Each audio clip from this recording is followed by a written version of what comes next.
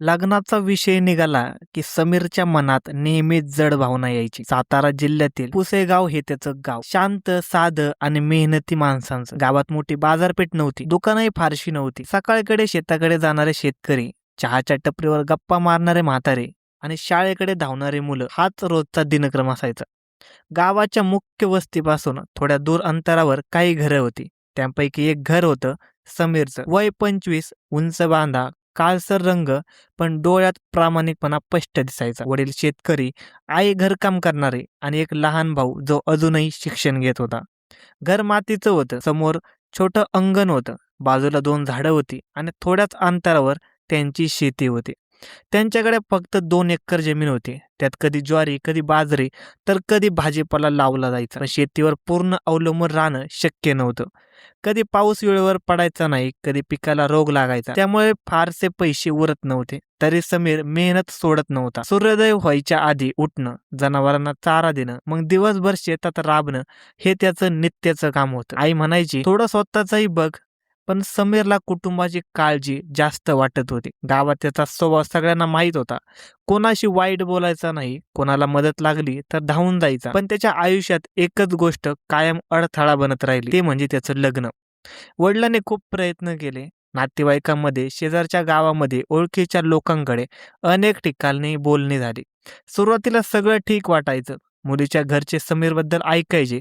त्याचा स्वभाव आणि मेहनत त्यांना फार आवडायची. पण नंतर एक प्रश्न यायचा, किती जमीन आहे? आणि जेव्हा कळायचं की फक्त 2 एकर आहे आणि घर गावापासून दूर एका छोट्या वस्तीत आहे, तेव्हा मात्र नकार यायचा. काही जण तर सगळं सरळ सरळ सांगायचे, आमच्या मुलीला एवढ्या छोट्या शेतीत आणि अशा वस्तीत कसं ठेवणार? हे सगळं ऐकून समीर बाहेरून शांत राहायचा, पण आतून मात्र खूप दुखावला जायचा. हळूहळू तो निराश होत गेला. एक रात्री जेवताना त्याने आईवडिलांना सांगितलं की तो काही दिवस गावाबाहेर जाऊन काम करायला जाणार आहे. वडिलांनी विचारलं, कुठे जाणार? समीर म्हणाला, पुण्याला. तिथे कामाच्या खूप संधी आहेत असं ऐकले. आईला काळजी वाटली, पण समीरने तिला समजावलं की तो काही वाईट करणार नाही, फक्त काही पैसे कमवून परत येईल. काही दिवसांनी त्याने बॅग भरली, 2 कपडे, एक टॉवेल आणि आईने बांधून दिलेला डबा. सकाळी बस पकडून तो पुण्याकडे निघाला. पुण्यात पोहोचल्यावर सगळं नवीन वाटलं. मोठे रस्ते, धावत्या गाड्या, उंच इमारती आणि प्रचंड गर्दी. पहिले काही दिवस खूप त्रासाचे गेले. राहण्यासाठी जागा शोधणंही कठीण होतं. शेवटी एका छोट्या खोलीत 2 कामगारांसोबत राहणं जमलं. काही दिवसांनी एका गोदामात काम मिळालं. ट्रकमधून माल उतरवणे, मोजणे आणि पुन्हा दुसऱ्या गाडीत भरणे काम कष्टाचं होतं, पण समीरला मेहनतीची सवय होती. हळूहळू तो शहराच्या लईला सरावू लागला. गोदामाजवळ एक छोटी खानावळ होती. रोज कामगार तिथे जेवायला जायचे. समीरही तिथेच जेवायला जाऊ लागला. याच खानावळीत त्याची भेट झाली कविताशी. कविता साधारण 20-22 वर्षाची मुलगी होती. मध्यम उंची, लांब काळे केस आणि चेहऱ्यावर नेहमी एक हलकं हास्य. ती तिथे वेटर म्हणून काम करत होती. जेवण देणे, टेबल पुसणे, पाणी आणणे. पहिल्या दिवशी समीर शांतपणे जेवून निघून गेला, पण काही दिवसांनी कविता त्याच्याकडे लक्ष देऊ लागली. जेवण कसं आहे विचारायची, थोडी जास्त भाजी वाढायची, पाणी आधीच आणून ठेवायची. हळूहळू दोघांमध्ये थोडंसं बोलणं सुरू झालं. एक दिवस तिने विचारलं, तू कुठून आला आहे? समीरने सांगितलं, सातारा जिल्ह्यातील पुसेगाव गावापासून थोड्या दूर असलेली वस्ती, 2 एकर शेती, साधं कुटुंब. आणि नकळत त्याने ती गोष्ट सांगून टाकली जी त्याला नेहमी आतून जड करायची. माझ्याकडे खूप कमी जमीन आहे, त्यामुळे कोणी लग्नाला तयार होत नाही. हे ऐकून कविता काही क्षण शांत राहिली. मग हळूच म्हणाली, जमीन कमी असली तरी चालते, माणूस चांगला असणं जास्त महत्वाचं असतं. ते शब्द समीरच्या मनात घर करून गेले. पुढच्या काही दिवसात दोघांमधलं बोलणं वाढत गेलं. समीरला वाटू लागलं की कदाचित आयुष्यात पहिल्यांदाच कुणीतरी त्याला खरोखर समजून घेत आहे. पण समीरला माहित नव्हतं की त्याच्या आयुष्यात आता जे घडणार आहे ते एक मोठं संकट बनणार आहे. कवितावरून साधी, नम्र आणि समजूतदार दिसत होती, पण तिच्या मनात एक वेगळीच योजना सुरू होती आणि समीर हळूहळू त्या जाळ्यात अडकत चालला होता. पुण्यातील दिवस आता समीरसाठी थोडे सोपे होऊ लागले होते. गोदामातील काम, खोलीतील राहणं सगळ्याची सवय झाली होती. पण त्या रोजच्या दिनक्रमात आता एक नवीन गोष्ट जोडली गेली होती, ती म्हणजे कविता. समीर रोज खानावळी जायचा, पण आता त्याचं लक्ष जेवणापेक्षा जास्त तिच्याकडेच असायचं. कविता ही त्याला पाहता हलकसं हसायची. पाणी आधीच ठेवायची, भाजी थोडी जास्तचीच वाढायची. एक दिवस समीर नेहमीपेक्षा उशिरा आला. दिवसभर काम जास्त झाल्यामुळे थकलेला दिसत होता. कविताने लगेच विचारलं, आज इतका उशीर का झाला? समीर हसतच म्हणाला, गोदामात खूप काम होतं. ती म्हणाली, तू खूप मेहनत करतोस असं दिसतं. समीर म्हणाला, काम नाही केलं तर घर कसं चालेल? त्या दिवशी दोघं पहिल्यांदा थोडा जास्त वेळ बोलले. तिने त्याला शहरातील जगण्याबद्दल विचारलं. त्याने पुसेगावचं वर्णन सुरू केलं. मंदिर, साप्ताहिक बाजार, शेती वस्तीतील शांतता. बोलताना त्याच्या चेहऱ्यावर एक वेगळीच चमक येत होती. कविता शांतपणे ऐकत होती. त्या दिवसानंतर दोघांमधील नातं हळूहळू जवळ येऊ लागलं. समीर कधी तिच्याकडे फळ आणायचा, कधी चॉकलेट. कविताही त्याच्याशी मायेने वागत होती. एक दिवस तिने विचारलं, तू पुन्हा गावी परत जाणार का? समीर म्हणाला, हो, काही पैसे जमले की परत जाईन. ती क्षणभर शांत राहिली आणि मग म्हणाली, जर एखादी मुलगी तुझ्यासोबत त्या गावात राहायला तयार झाली तर? समीर थोडा आश्चर्यचकित झाला. तो म्हणाला, अशी मुलगी मिळाली तर आयुष्यभर तिची काळजी घे. कविता हसली. काही दिवसांनी तिने त्याला सांगितलं की तो तिला आवडतो. समीरला विश्वासच बसत नव्हता. तो म्हणाला, माझ्याकडे काहीच नाही, ना मोठं घर ना जास्त जमीन. कविता म्हणाली, मला ते सगळं नको, मला फक्त एक चांगला माणूस हवा आहे. हे ऐकून समीर खूप भावुक झाला. काही महिन्यात दोघांचं नातं खूप घट्ट झालं. एक दिवस समीरने तिला पुसेगावला येण्याबद्दल विचारलं. कविता म्हणाली, मी नक्की येईन. ती गावी गेली. समीरच्या आईवडिलांना सुरुवातीला थोडं आश्चर्य वाटलं, पण कवितेने त्यांच्याशी इतक्या नम्रपणे वागणूक केली की लवकरच ती सगळ्यांना आवडू लागली. स्वयंपाकात मदत करायची, आईसोबत घरकाम करायची, वडिलांशी आदराने बोलायची. गावकरी म्हणू लागले की समीरला खूप चांगली मुलगी मिळाली. काही दिवसांनी दोघांनी लग्नाचा निर्णय घेतला. गावातील मंदिरात साध्या पद्धतीने लग्न झालं. समीर खूप आनंदी होता. त्याला वाटलं की आता आयुष्य पूर्ण झालं. पण या सगळ्या आनंदामागे एक भयंकर सत्य लपलेलं होतं. लग्नानंतरचे सुरुवातीचे दिवस खूप आनंदात गेले. कविता लग्नाच्या पहिल्या दिवसापासून समजूतदारपणे वागत होती. सकाळी लवकर उठून घरकाम करायची, आई सोबत स्वयंपाक करायची, वडिलांशी आदरानं बोलायची, कधी कधी शेतातही जायची. हे सगळं पाहून आई वडील मनापासून खुश होते. गावातल्या महिलाही म्हणायच्या, शहरातून आलेली असूनही किती साध्या स्वभावाची आहे. समीरसाठी हे सगळं स्वप्नासारखंच होतं. पण या विश्वासाच्या पडद्याआड कविता शांतपणे एक वेगळीच योजना राबवत होती.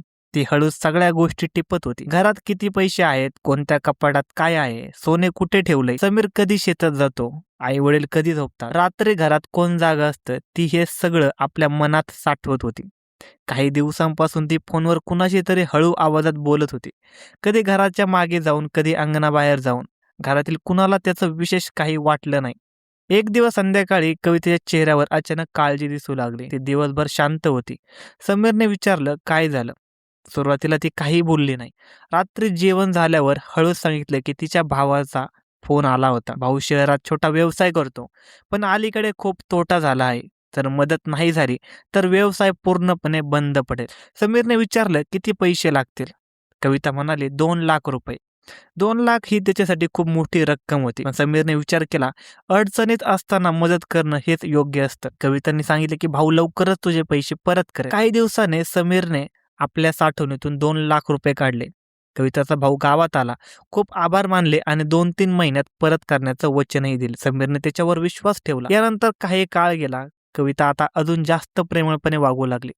आईवडिलांची जास्त सेवा करू लागली. कधी औषध आणून द्यायची, कधी खास जेवण बनवायचे. घरातील सगळ्यांचा तिच्यावर पूर्ण विश्वास बसला होता. दरम्यान ती फोनवरच्या गप्पाही सुरूच ठेवत होती. लग्नाला 1 महिना झाला होता. त्या दिवशी संध्याकाळी समीर शेतातून थकलेला घरी आला. कवितेने हसत पाणी दिलं आणि सांगितलं, आज मी खास जेवण बनवले. त्या रात्री घरातलं वातावरण अगदी शांत होतं. कुणालाही कल्पना नव्हती की पुढच्या काही तासांत काय होणार आहे. कविता स्वयंपाकघरात बराच वेळ होती. भाजी, भात, पोळी सगळं तयार होत होतं. पण त्या जेवणात ती एक अशी गोष्ट मिसळत होती ज्यामुळे सगळे लवकरच बेशुद्ध होणार होते. रात्री सगळे जेवायला बसले. समीर, आई वडील आणि लहान भाऊ. कवितेने सगळ्यांना प्रेमाने वाढलं. ते स्वतःही बसले, पण फारसं काही खाल्लं नाही. समीरच्या आईने हसत विचारलं, आज इतकं छान जेवण बनवलं? कविता फक्त हसली. जेवण झाल्यानंतर काही मिनिटातच समीरला विचित्र वाटू लागलं. डोकं जड झालं. डोळे उघडे ठेवणं कठीण होऊ लागलं. आईला चक्कर येऊ लागली. वडीलही अस्वस्थ झाले. काही क्षणातच सगळ्यांना प्रचंड झोप आली. समीरला काहीतरी चुकतंय असं जाणवलं. उठण्याचा प्रयत्न केला, पण अंगात ताकदच उरली नव्हती. जमिनीवर कोसळला. घरात पूर्ण शांतता पसरली. सगळे बेशुद्ध झाले होते. कविता काही मिनिटे शांतपणे बसून राहिली. प्रत्येकजण पूर्णपणे बेशुद्ध असल्याची खात्री केली. मग हळूहळू उठली, कपाट उघडलं, पैसे काढले, दुसऱ्या पेटीतील दागिने काढले. समीरच्या आईचे सोन्याचे दागिने, लग्नातील वस्तू सगळं एका पिशवीत भरत गेले. तिला आधीच माहिती होतं की काय कुठे आहे. पिशवी भरल्यावर तिने एकदा घरभर नजर फिरवली. त्या घराने तिच्यावर विश्वास ठेवला होता, पण ती त्या विश्वासाचा फायदा घेत होती. काही क्षणांनी ती बाहेर पडली. रात्रीचा अंधार होता, वस्तीत शांतता होती. थोड्या दूर रस्त्यावर एक गाडी तिची वाट पाहत होती. ती त्यात बसली आणि काही क्षणातच कायमची निघून गेली. दुसऱ्या दिवशी सकाळी समीरचे वडील सर्वात आधी शुद्धीवर आले. डोकं प्रचंड जड होतं. घरात पाहिलं तर समीर आणि बाकीचे अजूनही अर्धवट बेशुद्ध होते. हळूहळू सगळे शुद्धीवर आले. कुणालाही काही झालं ते समजत नव्हतं. मग आईने कपाट उघडलं आणि जोरात ओरडली. पैसे नव्हते, सोनं नव्हतं आणि कविता सुद्धा घरात नव्हती. त्या क्षणी सगळं एकत्र आलं. कवितेने सगळ्यांना फसवलं होतं. काही मिनिटात संपूर्ण वस्तीत बातमी पसरली. गावात खळबळ उडाली. समीर शांत बसला होता. त्याला अजूनही विश्वास बसत नव्हता की ज्या मुलीवर त्याने पूर्ण विश्वास ठेवला तिनेच सगळं उद्ध्वस्त केलं. त्याच दिवशी दुपारी समीर आणि वडील पोलीस स्टेशनमध्ये गेले. सगळा प्रकार सांगितला. तक्रार नोंदवली. पोलिसांनी विचारलं तिचं पूर्ण नाव काय आहे, कुठून आली, कुटुंब कुठलं. समीरकडे ठोस माहिती सुद्धा नव्हती. हेच पोलिसांना संशयास्पद वाटत गेलं. तपास सुरू झाला. पुण्यातील त्या खानावळीपर्यंत पोलीस पोहोचले. मालकाने सांगितलं की कविता काही महिन्यापूर्वीच कामाला लागली होती आणि एक दिवस अचानक सोडून गेली. तिच्याबद्दल फारशी माहिती कुणाकडे नाही. पोलिसांनी मोबाईल नंबरच्या आधारे तपास पुढे नेला. काही दिवसांनी एका महत्वाच्या धाग्यापर्यंत ते पोहोचले. कवितेचा संपर्क दुसऱ्या शहरातील काही लोकांशी होता. काही आठवड्यांनी पोलिसांनी दुसऱ्या शहरात छापा टाकला आणि एका महिलेला ताब्यात घेतलं. ती कविताच होती. चौकशीत एक धक्कादायक सत्य उघड झालं. कविता हे तिचं खरं नावच नव्हतं. ती वेगवेगळ्या शहरामध्ये वेगवेगळ्या नावाने लोकांना फसवत होती. आधी एखाद्याची ओळख वाढवायची, विश्वास जिंकायची, लग्न करायची किंवा जवळचं नातं तयार करायचे. काही काळ त्या घरात राहून सगळ्यांचा विश्वास जिंकायचे. मग सदी साधून पैसे आणि दागिने घेऊन पळून जायचे. असे तिने अनेक वेळा केलं होतं. समीरचं कुटुंब हे तिचं पहिलं बळी नव्हतं. अनेकांनी तिच्या विरुद्ध तक्रारी दिल्या होत्या, पण ती प्रत्येक वेळी नाव बदलून दुसऱ्या शहरात निघून जायची. यावेळी मात्र पुरावे होते. समीर आणि त्याच्या कुटुंबाला पोलीस स्टेशनमध्ये बोलवण्यात आलं. समीर तिच्याकडे काही क्षण शांतपणे पाहत राहिला. त्याच्या मनात राग होता, दुःख होतं आणि एक मोठा धक्का होता. पुढील तपासात काही पैसे आणि दागिनेही परत मिळाले. कविता विरुद्ध फसवणुकीचा गुन्हा दाखल करण्यात आला. ही घटना पुसेगाव परिसरात खूप चर्चेचा विषय बनली. लोक म्हणू लागले की कोणावरही घाईत विश्वास ठेवू नये. समीरसाठी हा अनुभव खूप कठीण होता, पण हळूहळू त्याने स्वतःला सावरलं. पुन्हा शेतीकडे लक्ष दिलं, कुटुंबासोबत वेळ घालू लागला. या घटनेने त्याला एक मोठा धडा दिला होता. विश्वास ही खूप मोठी गोष्ट असते आणि चुकीच्या व्यक्तीवर ठेवलेला विश्वास आयुष्य उलट करू शकतो. कारण कधी कधी एखादी व्यक्ती बाहेरून कितीही चांगली दिसली तरी तिच्या मनात काय चाललं आहे हे ओळखणं मात्र खूप कठीण जातं. आणि समीरच्या आयुष्यात घडलेली ही घटना त्याला आयुष्यभर विसरता येणार नव्हती. धन्यवाद मित्रांनो. अशाच नवनवीन मराठी क्राईम स्टोरीज ऐकण्यासाठी आजच आपला युट्यूब चॅनल क्राईम कट्टाला सबस्क्राईब करा आणि या घटनेबद्दल तुमचे काय मत आहे हे आम्हाला कमेंट सेक्शन मध्ये कळवायला अजिबात विसरू नका.